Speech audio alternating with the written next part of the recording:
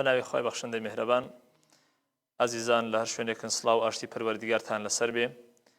داواکارم لە پەروەردیگار خوای گەورە تاعەت و عیبادەت و ڕۆژووی گشتایەکتان قبول بفەرمێ ئینشاءالله. ئازیزان تەوری ئەو ڕۆمان تەوەرێکە پەیوەستە بە پێشهاتی جەژن، ئەویش تەوەری چاولێکەریە لە ڕوانگەی ئیسلامەوە. لەم ئەڵقەیە بزانین چاولێکەری ئایا ئیسلام چۆن تیشی خستۆتە سەر و بزانین ئەم بابەتە لە چێی کۆمەڵگا جێی دەبێتەوە. بۆیە ئەمڕۆ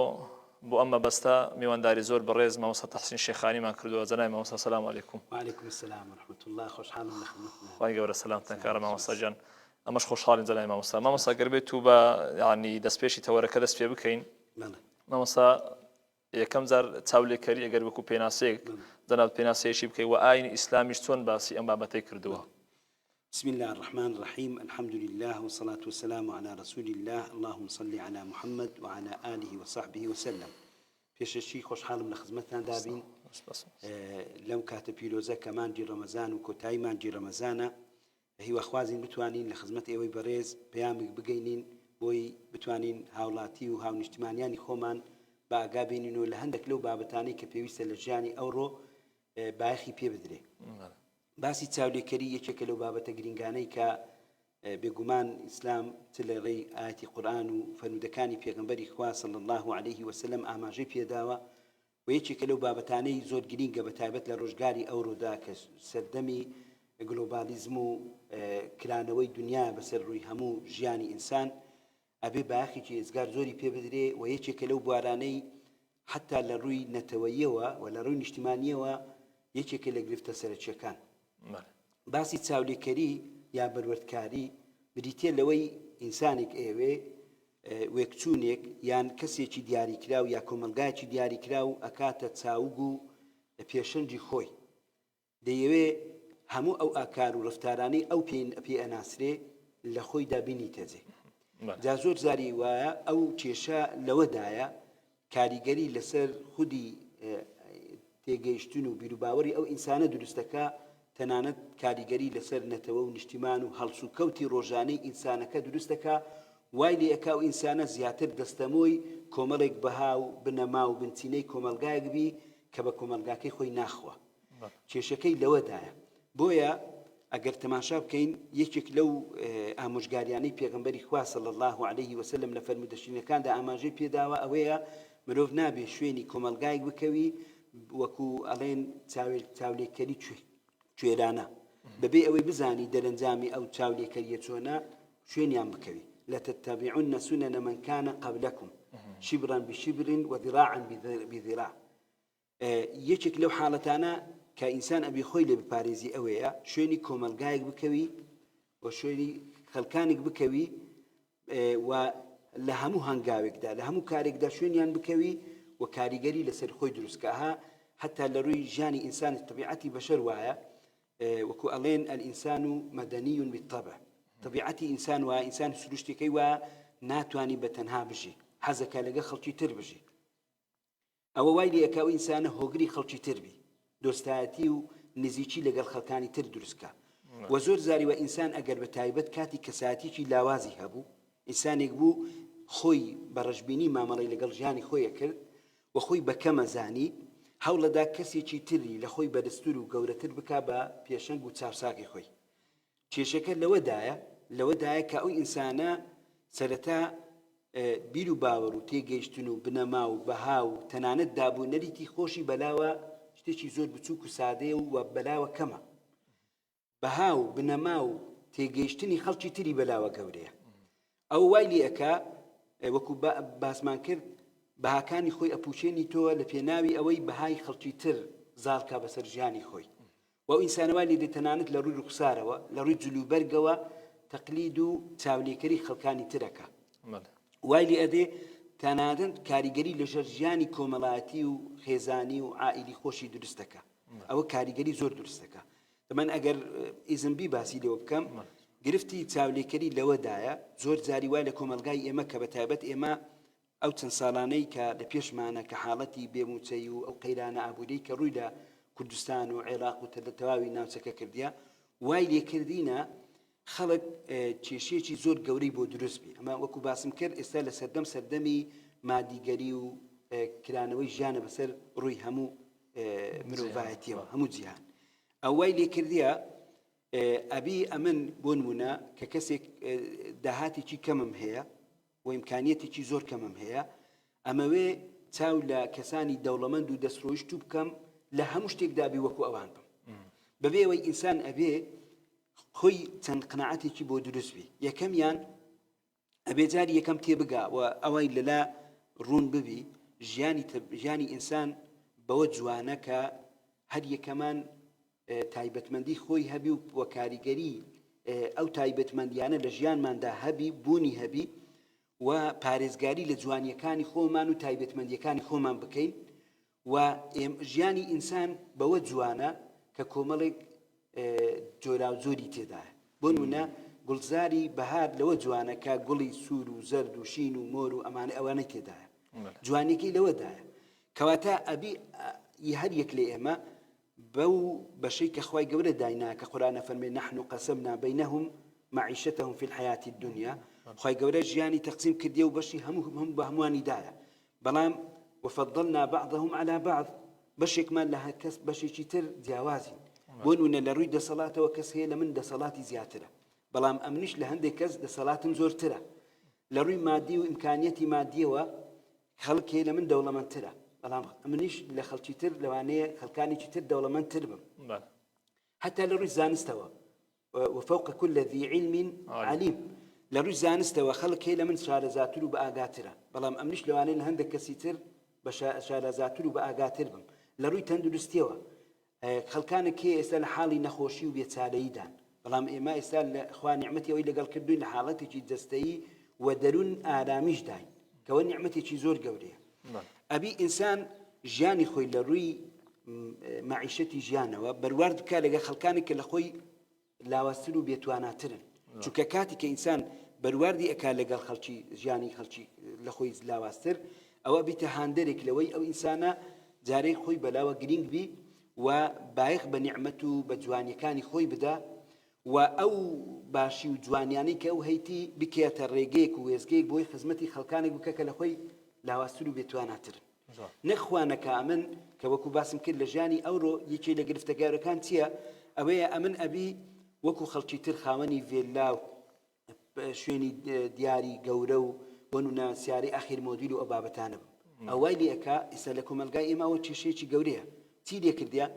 کابرا پەنا ئەباتە بەرقست و بەر سوخۆری و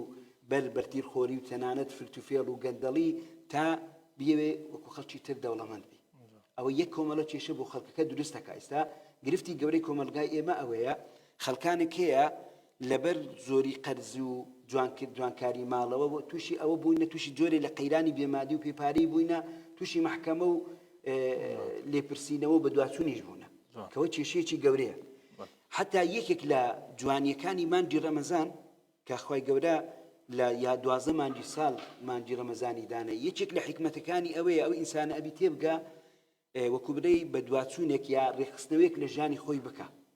ڕێخستنەوەیەک لە ژیانی خۆی بکە چونکە مانجی ڕەمەزان یەک لە جوانیەکانی ئەوەیە ئیسلامیەکی بچووکراوەیە لە یەک مانگدا بۆ نمونە ئەمە ڕوکنەکانی ئیسلام کە هەمانە شەهادەیە نوێژە ڕۆژووە حەجە زەکاتە هەموو ئەو عیبادەتانە و ئەو پەرستشانە لە مانجی ڕەمەزان ئەنجامەدرێ ئەو بۆچییە وی ئینسان تێبگە یەکەمیان ئەبێ لە ڕووی بیر و باوەڕەوە ئینسان شانازی بە ئیمان و بە ئیسلام و بە دینەکەی خۆی وە بکە چونکە چاکترین و باشترین دین کە خوای گەورە لە ڕێی پێغەمبەران ناردبی ئیسلامە كنتم خير أمة أخرجت للناس باشترین پەیامە کە خوای گەورە ناردبی چونکە کۆکەرەوەی پەیامی هەموو پێغەمبەرانە و ئەو ئیسلام و دینە ئینسان دەستی ئینسانەگری بەرەو خۆشی و ئاوەدانی و سەربەرزی دنیا و قیامەت ئەیبە و خوای گەورە فەرمانی پێکردینە کە ئەبی ئینسان پەیوەزبی بەو دینەوە واعتصموا بحبل الله جميعا ولا تفرقوا کەواتە ئینسان ئەبی سەرەتا بایەخ بە بیر و باوەڕەکەی خۆی بدە وەکو ئیسلام و دین دواتر ئەو دابوونێتە جوانانەی ئێمە لە ڕووی کوردەواری و لە ڕووی مامەڵەوە هەمانە ئێستا کۆمەلگای ئێمە ئەلحەمدولیلا سوپاس بۆ خوا تا ئێستاش کاریگەری ئەو ئیسلامەی بەسەرەوەیە ئەو ئیسلامە کۆمەڵێک بەهای جوانی بە ئێمە بەخشیە بۆ نمونە ڕێزلێنان لە میوان وانی یەکێکە لە جوانیەکان بۆ نمونە کۆمەچی و یارمەتی دەری هەژاران و لێ قەوماوان و خەڵکانی بەساڵاتچوو بۆ نمونە ئەوە یەکێکە لەو جوانانەی ئەو ئیسلامە دایتی وە پێی بەخشینە یان سەردانی نەخۆش و بەدەمەچوونیان هەموو ئەوانە ئەو جوانیانە کە ئیسلام هەیتی ئەبی ئەمە شانازی بەو دابوونەریتە جوانانەوە بکەین و ئەگەر پرسیارش بکەی بڵێ باشە یعنی ئایا چاولیکەری هەمووی خراپە ڕێن نەخر هەمووی خراپ نییە ئەسڵەن چاولیکەری دوو بەشە بەشێکی بریتە لەو دابوونەریت و بەها و وەکو برێ بوارە پێشکەوتوانانی کە لە کۆمەلگای تر هەیە کابی ئەمە دەستی پێوە بگرین و هەوڵ بدەین جوانیکانی ئەوان بۆ خۆمان بگوازینەوە کاری لەسەر بکەین بۆی کۆمەلگای ئێمەش بەرەو پێشکەوتن بڕوە بۆ نمونە لە ڕووی ئیدارەی وڵات لە ڕووی یاسای هاتوچۆ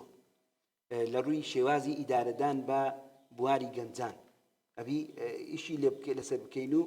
ئەو پێشکەوتنەی وڵاتانی تر لە ڕووی تەندروستی لە ڕووی ژینگەی لە ڕووی دەرونی لە ڕووی بوارەکانی تر هەیەە بین کەڵکی لەوەربگرین چونکە ئیسلام ڕێ نەگرتێ لەوەی کە ئینسان کەڵک وەری بگری لە ملەتانی تر بە مسلمانیش نەبن ئەمە جەنابەت باشتر دەزانی لە من لە غەزوەی خەندەق پێغەمبەری خوا صلی الله عليه وسلم ئەو خەندەقەی کە دای ڕشت بیرۆکەکە هی مسلمانان نەبوو هی سلمانی فارسی بوو کە لە فارسەکان وەریگرتە بوو یا حتا لە سەردەمی عومەری کوڕی خەتاب ڕەزا و ڕەحمەتی خوای لێبی کە خەلیفەی دووەمی مسلمانانە شێوازی ئیدارەدانی یان دانیشتنی کوبرێ حساباتی جوند ئەوانەی کە مجاهیدن ئەوانەی کە تێکۆشەرن ئەوانەی کە خەباتەکەن ناویان تۆمار بکەی لە شوێنێک وە کاتی دەستپێکردن و هاتنەوەیان دیاری بی و معاشێک داهاتی چیان هەبی موسیەکیان بۆ بردرێتەوە ئەو شێوازە لە مامەڵەکردنە لە ملەتانی ڕۆمانیکان و ئەوانی وەرگرت کەلچی لێ وەرگرتن هەتا شێوەی کەشتی دروستکردن لە سەردەمی عوسمانی کوڕی عەفان کەشتی دروستکردن کە یەکەم جار بوو مسلمانان لەسەر کەشتیدا شەڕ بکەن شێوازی شەڕکردن و شێوازی بەکارهێنانی کەشتی لە ملەتانی تر وەریان گرت بوو کەواتە ئیسلام ڕێگر نییە لەوەی کە من کەڵک لە ملەتانی تر وەربگرم بەڵام کەینی گرفتە کاتی کامل بمەوێ جوانیکانی خۆم بپوچینمەوە بەلامەوە کەم بی و بە شێوەیەکی سادە و وەکوبرەی لاوەز تەماشەی خۆم بکەم ئێستامە کۆمەلگای ئێمە بەداخەوە وای لێ هاتیە بەهۆی ئەو قەیرانی ئابووری و سیاسی و ئیداری وای لێ هاتی خەڵک شانازی بە کۆمەلگای خۆوە ناکە شانازی بە ملەتی خۆی وە ناکە شانازی بە نەتەوەی خۆی ناکە هەتا سەرکردەکانی ئێمە کە جێگای شانازی بۆ نمونە سەلاحەدینی ئەیوبی کابێ هەموو کوردێک شانازی پێ بکە ئەبێ هەموو کوردێک شانازی بە قازی محەممەدەوە بکە یعنی ئەو سەرکردانە لای ئێمە ینی گەنجانی ئێمە وەکو پێویست لەلایەنەوە گەورە نین یعنی ئەوەندەی بەبێ ناوهێنان ئەوەندەی سەرکردەیەکی وڵاتی ئەوروپی ئەوەندەی دیالیزانێکی وڵاتێکی ئەوروپی شانازی پێوە ئەکرێ و خەڵک چاوی لێکەری ئەکا و وەکوبرەی لاسایی ئەو ئەکاتۆ ئەوەندە لاسایی خەڵکی تر و کەسانی بەهێزی خۆی ناکاتەوە خۆ ئێمە گەر لە ڕووی وەرزشیوە بی هەمانە لە ڕووی هونەری و دراماوە بی خەڵکانیشی بەتوانە و لێهاتوومان هەیە کە کەسانی بەتوانان ئەبی ئێمە ئەوانە وەکوبرەی بەدیار بخەین و شانازیان پێوە بکەین و گەنجی ئێمە شانازی بەو کەسانەوە بکە بۆی کۆمەلگای ئێمە نەپوچێتەوە بۆی کۆمەلگای ئێمە تووشی جۆرێک لە دارمان و لە ناوچوون نەبی بۆی ئێمە وامان لێبێ شانازی بە جوانیکانی خۆمان وەکە بکەین کابرای هندی لە هەر شوێنێکەبی لە هەر جێگایەکەبی لە هەر وڵاتێکدا بانگ بکرێ شانازی بە جلوبەرگ و شێوازی مامەڵەی سروخسار و شتەکانی خۆی واکە لە هەر هیچ شوێنێک وازی لێ نانی حتا جەنابەت ئەگەر چوبیتە عومرە لە عومرەش کابرای پاکستانی کابرای مالیزی بە جلوبەرگ خۆی دێتە ئەو شوێنە مبارەکانە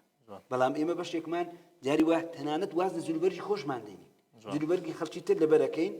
وازانین ئەگەر وا بکەین ئەوە جوانتر و چاکتر و تەنانەت لە ڕووی عیبادەتیەوە باشترە بە پێچەوانەوە حتا پێغەمبەری خوا صلی الله عليه وسلم کە پێغەمبەری ئێمەیە کۆتا پێغەمبەرە جەنابەت باشەزانی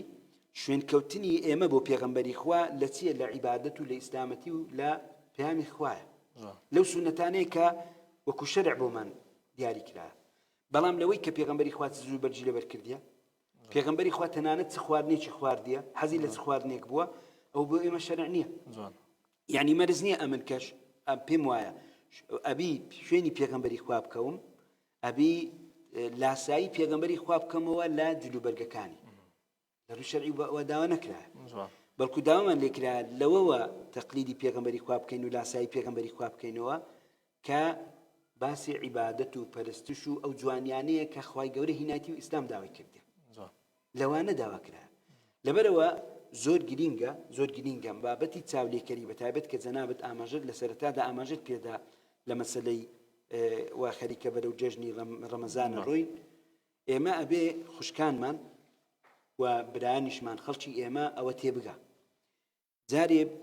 ئەو مانگی ڕەمەزانە وەکو باسم کرد بۆ ئەوەیە ئەو ئینسانە خۆی بایەخ بە خۆی بدە لە ڕووی عیبادەت و پەرستشەوە و بایەخ بە ژیانی خۆی بدە و ژیانی خۆی ڕێک بخاتەوە ئێمە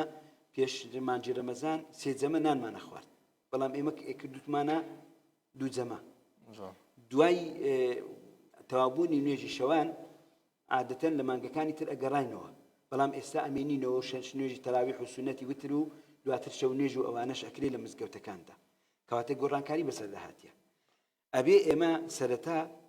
ژیانی خۆن ڕێکخەینەوە لە ڕووی مادی لە ڕووی معنەوی لە ڕووی تەنانەت شێوازی جلوبەرگ و شێوازی مامەڵەکردن لەگەڵ خەڵکیدا ئەبێ گۆڕانکاری بەسەردات بێ چونکە ڕەمەزان یەکێک لە ماناو مەبەستەکانی ئەوەیە ئەو ئینسانە ئەبێ خۆی ڕێک بخاتەوە ئەبێ ژیانی خۆی تەنزیم کات و ڕێک بخاتەوە ئەوە بوارێک ئەوجا لە مەسەلەی جێژنانە یعنی مەرز نییە ئێمە پێمان هەڵەیە پێمان وابی کە جەنابەت کە دێتە جێژنانەی من بۆ کە دێتە لای من ئەبی ئیلا شوێنێکی ڕاقی و جوان و کوبرەی شێوازی تایبەت هەبی لە ڕووی تاخمەی نووسن و دانیشتن و شێوازی ئەو مافورەی کە لەسەری دانیشی و ئەو دیکۆرەی کە لە غورفەکە هەیە یان ئەو شتانەی کە پێشکەشی جەناب دەکرێت ئەبی ئیلاشتی تایبەت و گرانبەها بن مەبەست لە جێژنانە ئەوەیە مرۆڤ بەهای خۆشەویستی و ڕێزلێنان و محەبەتی بۆ بگەڕێتەوە بۆ ئەوەیە ئێمە کە بەداخەوە سەردەمی ئەوڕۆکو باسم کرد مادیگەری زۆر زاڵ بۆ بەسەرمان ئەوە نەبیتە هۆکارێک لەوەی کە ئێمە داببڕێن لە یەکتر نەبینین مامەڵەیەکی ئینسانی لەگەڵ یەک نەکەین بەڵکو ڕەمەزان و خودی جەژنی ڕەمەزان بۆ ئەوەیە ئەو ئینسانە بگەڕێتەوە ئەو بەها جوانانەی کە لە ڕووی ئینسانی و مرۆڤایەتیەوە نەک تەنها کۆمەلگای ئێمە کۆمەلگای مرۆڤایەتی هەموو شانازی پێوەکە کە بریتیە لە خۆشەویستی کە بریتیە لە ئاشتی کە بریتیە لە هاوکاری و کۆمەچی یەکتر چەند خۆشە پێغەمبەری خوا صلی الله علیه وسلم لە باسی جێژنا فەرمێ ئینسان کە یەکا بە یەکتر و تۆقە لەگەڵ یەکاکە کە ئەڵێ تەقەبەل الله منا ومنکم هەر کە دەست لەناو یەک نرا ئەبێتە هۆکاری کەفارەتی گوناهەکانی ئەو ئینسانە ئەوە بۆ ئەوە نییە تۆ بێ کە تەماشام نەکە بەخۆ بەرگەم لەبەردایە یا شوێنی دانیشتن و حەوانە و حەسانەوەم چۆنە بۆ ئەوە نەهاتی بۆ ئەوە هاتی ئەو محەبەت و پەیوەندی و خۆشەویستیەی کە لە نێوانمان هەیە ئەو جۆرەی لە ئاشتی کۆمەڵاتی کە لە ناو کۆمەلگای ئێمە هەیە پەرەی پێ بدرێ باەخی پێ بدرێ ئامانجەکە ئەوەیە نەک ئەوەی کە ئێمە تۆ کە بێ ماڵی من چ ببینی لە ماڵەکەی من وەڵا فلانە کەس ماڵەکەی وابوو ئەخر کە ماڵەکەی وابوو مەرز نییە هەبوونی شوێنی تایبەت و شتی تایبەت لە شوێنەکە یعنی بۆ نمونە دیکۆری جوانی سەنزڕاکێش بۆ خانوەکەی ئەگەر هەمووی ئاوزر بکرێ مەرز نییە محەبەت و خۆشەویستی و بەختەوەری بۆ ئینسان دەستەبەر بکە بێگومان بین هەبوونی ماڵ و بواری مادی یەکسان نییە بە خۆشی و بەختەوەری بەڵکو ئەوەی کە ئینسان ڕێز لێک بنێ ئەوەی کە ئینسان خۆش یەکتری خۆش بوێ ئەوەی کە بە محەبەت و مامەڵەیەکی جوان مامەڵە لەگەڵ یەک بکەین ئەوە خۆشی و بەختەوەری بۆ ئینسان دروستەکە یعنی ئەو چەند ڕۆژانەی ڕۆیی ئەڵێ خێزانی کریستیانۆ ڕۆناڵدۆی کە یاریزانەکەی و خەڵک زۆر تەقلیدیەکە لە ڕووی جلوبەرگ و شێوازی پرس و ئەوانە ئەڵێ کوڕەکەی منداڵەکانی وا ڕادەینی لەسەر ئەوەی جارجارە ئەو خواردنەی کە ئیخۆن پاشماوەی خواردنەکەیان کامینیتەوە کۆیان نەکاتەوە ئەڵێ کوڕەکانم منداڵەکانم وەرن کۆیکەنەوە بزانن ئەوە خوا نیعمەتێکی باشی لەگەڵ کردوین خەڵکانێک ئێستا هەیە لەسەر زەوی لە ئەفریقیا و لە شوێنەکانی تر و ئێستا لەگەڵ زەش بە هەمان شێوە ئەو خواردنیان نییە